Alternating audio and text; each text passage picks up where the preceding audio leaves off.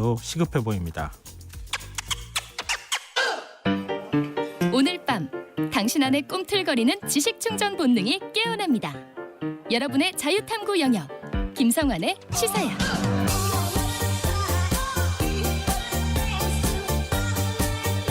한 주 동안 있었던 이슈 가운데 우리가 조금 더 깊이 들어봐야 할 정치권 움직임 분석해보는 시간입니다. 뉴스외전 늘 활기찬 패널 두 분 소개해드리겠습니다. 이종근 시사평론가 모셨습니다. 안녕하세요. 네, 안녕하십니까, 이종근입니다. 네, 배종찬 인사이트K 연구소장 자리하셨습니다. 안녕하세요. 안녕하십니까. 오늘 첫눈이 내렸어요. 네. 그러게요. 하지만 이거 보셨어요? 무효입니다. 보셨어요? 무효. 왜? 내가 안 본 첫눈은 무효다. 이렇게 우기시는 게 어딨어요. 아니 근데 첫눈 하면 네. 사실상 가슴도 설레야 되고 막 이래야 되잖아요. 그런데 용인 이런 곳은 엄청 많이 왔대요. 맞아요, 그런데 맞아요. 서울은 진짜 잠깐 반짝 한순간 이렇게 잠깐 해서 그 길거리에 계시지 아니한 분, 예를 들어서 사무실에 계속 앉아있던 분은 아니 첫눈 진짜 왔던 거야? 하고 놀랄 맞아요, 수밖에 맞아요. 없잖아요. 네. 예. 네. 그래서 나오는 이야기가 뭐 안 본 눈 삽니다. 이런 얘기가 나오는데 저는 근데 위안이 됐습니다. 저도 잘 보지는 못했는데 왜냐하면 우리 모두에게는 시사야가 첫눈이죠. 아유, 준비하고 이렇게 진짜 일주일 동안. 야, 사람을 이렇게 녹이시네요. 네, 알겠습니다. 네, 지금 우리 첫눈 얘기했지만 예. 서울은 잠깐 눈이 내리고 사실 날이 좀 쌀쌀해서 그렇지 그렇게까지 뭐 날씨가 험하다 이런 생각 안 드는데요. 지금 아까 다른 지역 말씀하셨잖아요. 눈 많이 내린 지역도 있고요. 지금 기상특보가 들어와 있는데 조금 전 10시에 인천 강화군 옹진군 지역에 강풍 경보가 발효됐대요. 저런. 파도에 휩쓸릴 위험이 있으니까 바다로 네. 가급적 나가지 마시고요. 서울에도 바람이 정말 아주 차더라고요. 예, 물건에 떨어질 위험이 많은 곳은 피하시는 게 좋겠습니다. 네, 인천 강화군 옹진군 지역에 강풍 경보가 발효됐다는 기상특보 전해드립니다. 다른 지역에서도 지금 사실 오늘 밤중에 뭐 한파도 한파이지만 네. 또 다른 뭐 기상 변화가 있을지 모르니까요. 그런 부분에 있어서 대비를 좀 천천히 하셔야 될 것 같습니다. KBS에 귀를 기울이시면 됩니다. 네, 네. 맞습니다. 동감입니다. 두 분 항상 이렇게 마무리를 해주시니까 제가 너무 편합니다. 자, 지금 정치권은 어떨까 이런 생각을 갑자기 또 기상 문제하고 연결을 안 할 수가 없는데요. 한파가 불고 있다고 해야 될까요? 어떻게 봐야 되나요? 폭설이죠. 아, 폭설인가요? 네. 뭐 진짜 그런지 좀 이따 말씀해 주세요. 국민의힘 얘기를 좀 해보죠. 김기현 대표하고 이뇨한 혁신위원장 전격 회동을 가졌습니다. 네. 칼바람이 불 뻔했는데 훈풍이 부는 건가? 이런 생각도 좀 들긴 하는데요. 일단 갈등이 좀 있었던 상황이었잖아요. 오늘 만남으로 좀 봉합이 되는 겁니까? 이렇게 보셔야 될 것 네, 같아요. 이정도 눈이 동안에. 있잖아요. 눈. 예. 눈은 어떤 분한테는 아우 따뜻해. 아니 눈은 춥잖아요. 사실 겨울의 상징이고. 그렇죠. 그런데 눈이 오는데 굉장히 따뜻하다고 하시는 분들이 있어요. 그게 좀 약간 로맨틱하잖아요. 겨울의 상징이지만 근데 네. 어떤 분들은 눈이 오면 굉장히 추워하세요. 왜냐하면 이제 김장해야지. 활동 준비해야 되지. 뭔가를 해야 옛날 되는데. 같으면은 연탄도 준비해야지. 네. 그럼 눈이 뭐 설렌 게 아니라 바빠져요. 막 똑같은 눈이어도 네네. 저는 이 갈등이 그런 어떤 부분이다라는 생각이 들어요. 네. 왜냐하면 네. 이 갈등이라는 부분은 이렇게 생각하셔야 될 것 같아요. 만약 갈등이 없이 예를 들어서 혁신이가 뭐 나중에 어떻게 받아들이든 말든 자기네들 혼자 그냥 뭐 발표하고 끝. 그다음에 나중에 뭐 최고위 열어갖고 이 혁신위가 있었는지 없었는지 전혀 기억도 안 나는 어느 당 말씀만 드리는지 아시죠? 민주당 혁신위 얘기입니다. 아니 솔직히 말씀드리면 민주당 혁신위가 민주당의 어떤 지지율을 견인한 적이 있나요? 도리어 좀 막 떨어뜨렸잖아요. 뭐 그리고 민주당 혁신위가 낸 혁신안이 사실상 결정적으로 최고위가 지금 뭐 받아들였다 그리고 바뀐다 이런 네. 얘기는 없잖아요. 네. 그냥 흐지부지 돼버렸어요. 예. 그런데 혁신위가 할 수 있는 가장 좋은 점은 뭐냐면 이 이슈를 끌어들여야 돼요. 계속 뭔가 얘기가 있어야 되고 갈등도 그런 의미에서는 이슈 몰입. 계속 여기 갈등이 있네 없네 뭐 이런 어떤 부분에서는 네. 눈이 따뜻하다라고 하는 부분으로 받아들일 수 있을 것 같아요. 근데 뭔가 지금 준비해야 된다라는 메시지로 받아들이면 네. 그런데 좋아 갈등 좋아 뭐 이슈는 몰이했어 하지만 실제로 갈등 내용이 어떻게 할 거야 근데 이거 갖고 정말 혁신이가 낸 대로 안 받아들일 거야 받아들일 거야 이렇게 바라보면 아직도 지금 답은 안 나오고 있는 거 아니야? 그러니까 결과를 봐야지 되는데 어찌됐든 지금은 갈등의 어떤 과정이다라는 네네. 생각에서 예. 일단 반반씩 봐야 된다라는 아. 생각입니다. 그래서 민주당의 하나 조언이 뭐냐면 예. 민주당이 이거 갖고 와 우리랑 비슷하잖아 우리보다 더 심하네 막 싸우네. 네. 그런데 이렇게 바라봐서는 안 돼요. 진짜 이 갈등이 드라마틱하게 정말 받아들이면 그렇죠. 이렇게 지켜보다가 예. 아이고 아니 싸운 게 아니었네 이렇게 될 가능성도 있다는 겁니다. 예. 긴장해서 봐야 된다는 거예요. 아, 우리 예전에 그렇잖아요. 크리스마스 때 우리 첫눈 내리면 만나자 이렇게 했는데 네.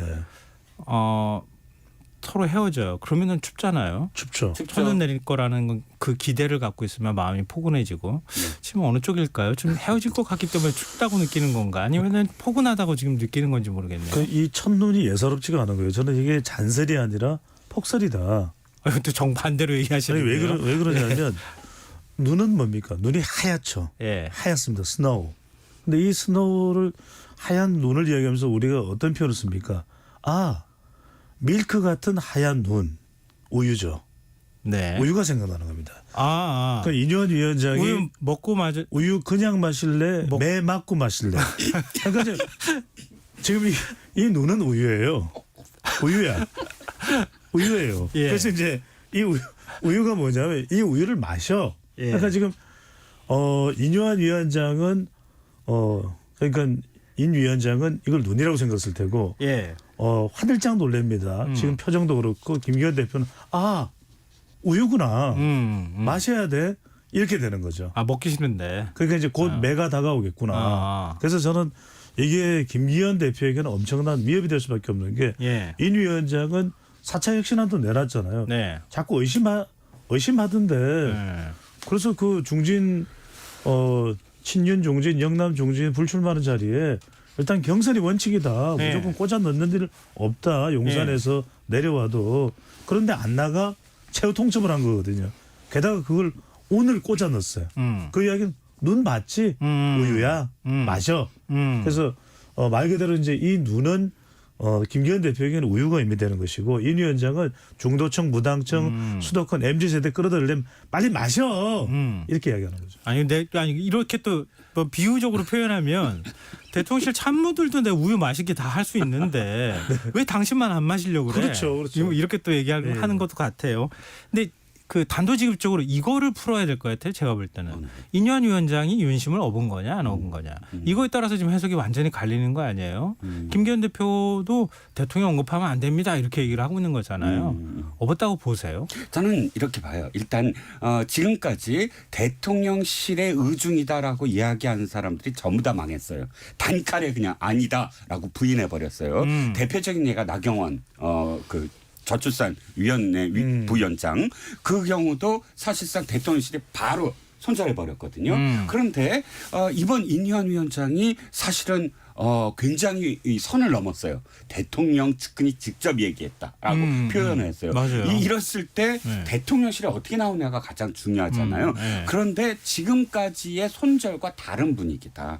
굉장히 조심스럽게 아이고 이게 대통령께서 직접 그런 말씀을 하지 않으셨지만 많이 중요해요. 점점점 이렇게 돼요. 즉 대통령이 인유한 위원장을 손절하지 않았다가 좀 중요한 어떤 부분 여운 그 공백이 훨씬 더 중요한 부분이라고 보고요. 네. 또 이제 김기현 대표로 한번 얘기를 돌려보죠. 짧게 말씀드릴게요. 김기현 대표는 계산을 해봐야 돼요. 지금 자기가 남아서 대통령의 복심에 반하는 모습을 취할 것인가 아니면 대통령의 의중을 도리어 더 힘을 받아갖고 불출마 선언을 한 다음에 총선의 공천권을 확실하게 잡을 것인가 네. 그리고 불출마로 인해서 더 큰 어떤 다음에 뭐 총리든 뭐든 이런 뭐 퀀텀 점프를 할 수 있을 것인가에 기로에 놓였거든요. 여기에 단서는 이거 하나예요.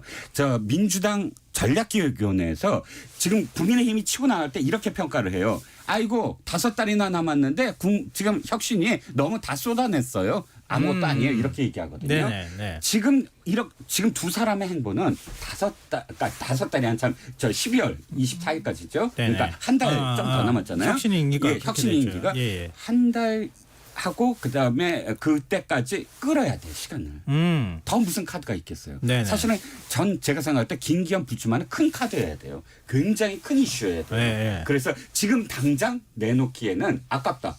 도리어 이런 어떤 드라마를 더 쌓아나가야 된다. 아니 근데 이뉴한 위원장이 예. 다음 주에 비밀 무기를 공개할 것이다 이렇게 얘기했거든요. 그 비밀 그게 그 비밀 무기가 김기현 대표 불출마 아니에요 혹시? 아니에요. 좀 아니에요? 저는 제가 보기에는 더 끌어야 돼요. 김기현 저 시간을 더 끌어야 된다. 왜냐하면 12월 초까지는 끌어야 그 이슈가 가능합니다. 제가 보기에는 지금 비밀무기가 있다는 건 계속 이 혁신위가 뭔가 권위가 있고 뭔가 할 수 있다라는 걸 계속 보여줘야 되거든요. 예. 정찬 소장께서 어떻게 보세요? 비밀 무기 혹시 뭐라고 생각하세요? 저는 짐작이 가요. 아 그래요? 네. 뭐예요? 왜냐하면은 결과적으로는 안 믿는 김기현 대표 지도부에 대통령의 무게가 실려 있다라는 걸 보여주는 무기겠죠. 그러니까 매 이렇게 이야기를 했고 우유 자꾸 예, 상징이거든요. 예. 그 다음부터는 이제 실체가 나오겠죠. 왜냐하면은 이뉴한 위원장이 지금 경향신문 보도에 따르면은 예. 장제원 의원도 결정할 것 이런 이야기를 하고 있거든요. 그럼 장지원 의원입니까? 그게 아니라 그러니까 결정할 수밖에 없는 뭔가를 꺼내놓는 거죠. 그게 뭡니까? 뭐죠? 그건 저는 너무 좀 아니 궁금해서. 아니 너무 그렇게 확신하시길래. 그러니까 이종건 진짜 아시는 평론가 걸 이렇게 같아요. 물어보실 정도면은 예, 저도 궁금해요. KBS 1라디오니까 제가 신중한 거죠. 이거 예. 항상 우리는 팩트와 객관성을 중시하기 때문에 예. 그래서 저는 뭔가 그런 제도적인 부분이 나올 것이다. 그러니까 제도적인 도저히 부분. 빠져나갈 수 없는. 그러니까 저는 이게 뭐냐면은 여러 가지 조건이 나오는 거죠. 어떤 조건과 예. 뭐 다선 의원들에게는 이제 조건을 걸어서 더 나올 수 없게 만드는 그런 장치를 저는 제시하고 그것에 대해서는 적어도 힘이 실리는 그 무기가 될 가능성이 높은 거죠. 그러면은 그 지금 제도적 장치 말씀하셨잖아요. 그럼 영남권 3선 이상 불출마 싹 선언해라. 다 젊은 층으로 지금 이제 젊은 층으로 비례대표 공천 문제라든가 지금 계속 이제 혁신안 내놓으면서 그렇죠. 놓고 있잖아요. 그런 것처럼 공천 혁신 한번 해보자 뭐 이렇게 나올 가능성 없을까요? 오픈할 수 있는 건 그러니까 그 오픈할 수 있는 부분은 제도 개혁일 거예요. 예. 제도 개혁에서 여러 가지 어떤 뭐 제도 개혁이지만 물밑으로 사실 압력, 비밀병기라는 건 비밀병기라는 말 자체가 비밀병기예요. 그러니까 공개할 수 없는 그 무엇이 있다라고 계속 이야기할 수 있는 것. 네. 즉 뭐 솔직히 말씀드리면 여러 가지가 있겠지만 약점도 있을 수가 있겠고 여러 가지 정말 말로 표현할 수 없는 당신들이 물러서지 아니하면 안 될 게 있다라는 그 이야기 자체가 사실은 비밀병기가 될 수 있지 않겠습니까? 알겠습니다. 요 바로 다음에 이어서 하는 얘기가 제가 볼 땐 비밀병기 얘기일 수도 있다 이런 생각이 드는데요. 그렇군요. 지금 여러분께서는 KBS 라디오 김성환의 시사를 듣고 계십니다. 뉴스의 외전 배종찬 인사이트 K 연구소장 이종근 시사평론가 두 분 패널과 함께하고 있습니다. 바로 비밀병기가로 언급되는 당사자가 있죠. 누구요? 한동훈 법무부 장관. 이게 비밀인가요? 다 지금. 비대위원장 시킬 수도 있다고 지금 얘기가 자꾸 네. 나오고 있잖아요. 네. 한동훈 카드로 이번 총선 한번 치러보겠다. 뭐 이런 얘기가 이 여야 양쪽에서 지금 다 나오고 있는 거 아닙니까? 근데 그렇죠. 한동훈 장관이 오늘 대구를 방문했어요. 뭐 물론 공식 일정이다 이렇게 얘기는 하고 있는데요. 뭐 이준석 전 대표 대구 출마설 나오고 난 다음에 윤석열 대통령이 대구로 달려갔었잖아요. 근데 물론 그것도 연관 없다고 하지만 언론에서 해석하기로는 이준석 신당 겨냥한 것이다. 흔들리는 TK 민심 잡으러 간 것이다. 이렇게 얘기가 나왔었는데 이번에도 거꾸로 또 그렇게도 해석할 수 있지 않을까요? 그렇죠. 결과적으로는 우리가 데이터상으로 보더라도 일단 TK 민심이 흔들리면 안 됩니다. 예. 왜냐하면 대구 경북은 뭐 보수의 심장이다라는 이야기도 하고 있고 또 윤석열 대통령이 또 대구에 연고가 있는 것이 아니기 때문에 근무를 한 적은 있다고 하더라도 네. 여기는 박근혜 전 대통령, 홍준표 시장, 더군다나 이준석 전 대표까지 많은 인물들이 등장하거든요. 그러니까 대구를 다질 수밖에 없다. 한동훈 장관이 아무리 이것을 무관하다고 손살이 치더라도 유권자들은 국민들은 정치권에서는 그렇게 해석할 수밖에 없거든요. 그다음에 대구를 다져서 그다음에는 내년 총선에서 수도권 바람을 불러오기 위한 것이 바로 김포시 서울 편이고 지금 그 부분도 추가적인 조치들이 이루어지고 있지 않습니까? 네네, 심지어는 네. 신도시 신도시 1기 특별법과 관련된 이야기도 나옵니다. 그것도 별도로 얘기가 나오는 거죠. 별도인데 네. 그것도 역시 마찬가지로 수도권의 부동산 가치와 관련된 이야기거든요. 예. 재건축, 재개발을 더 활성화시키겠다. 이런 일련된 사항들은 뭐냐면은 제가 말씀드린 그 무기입니다. 자, 이렇게 해서 그런 중진 불출마나 그다음에 새로운 그 물갈이 그러니까 인물 물갈이를 통해서 한동훈 원희룡 돌아오고 그다음에 김한길 위원장까지 이어지는 수순으로 가고 있다고 볼 수밖에 없어요. 그다음에 무기는 뭐냐면 지금 제가 무기를 말씀드릴게요. 무기여 잘 이끌어. 전격 다음 주 이 모든 거 안 받아들이면 이뇨한 위원장은 직을 거는 겁니다. 자, 우리 혁신위원회 그다음에 혁신위원 저는 사퇴하겠습니다. 그러면 어떻게 나오겠습니까? 아니 큰일 나. 그러지 마. 이러면서 저는 변화의 물꼬를 틀 수밖에 없다. 무기는 뭐냐면 무기를 가질 때가 아니라 무기가 잘 이끌어 할 때 더 큰 위력을 발휘하거든요. 그걸 통해서 한동훈 장관의 출마의 이 디딤돌까지 마련해 주겠다라는 것이 알겠습니다. 고석이라고 봐야 되겠죠. 이미 청기 눈설 다 하셨어요. 네네. 다음 주 맞는지 안 맞는지 보면 알겠고요. 근데 그 한동훈 장관 두 예. 분은 출마할 거라고 보십니까? 저는 50% 이상. 저는 그러니까 며칠 전까지 지난주까지는 출마 가능성이 30% 이하로 봤는데 곳에 한 며칠간에 굉장히 많이 올랐다. 저도 50%까지 오른 상태라고 봅니다. 네, 알겠습니다. 좀 기상특보가 또 들어와 있는데요. 네. 조금 전 10시 10분 울릉도 독도에도 강풍 경보가 발효됐다는 소식이 들어와 있습니다. 화도에 휩쓸리지 않도록 주의하시고요. 물건이 날아오거나 떨어질 위험이 많은 곳에는 가까이 가시지 않는 게 좋겠습니다.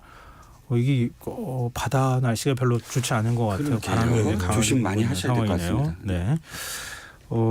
지금 그리고 민주당이 어떤 태도를 보이느냐 이것도 참 중요한데요. 한동훈 법무부 장관 탄핵을 검사 범죄 대응 태스크포스가 자꾸 언급을 해요. 주로 이제 민주당이 좀 강경파라고 불리는 의원들이 여기에 많이 들어가 있어서 그런지 모르겠는데, 근데 당 지도부는 굉장히 신중한 입장이거든요.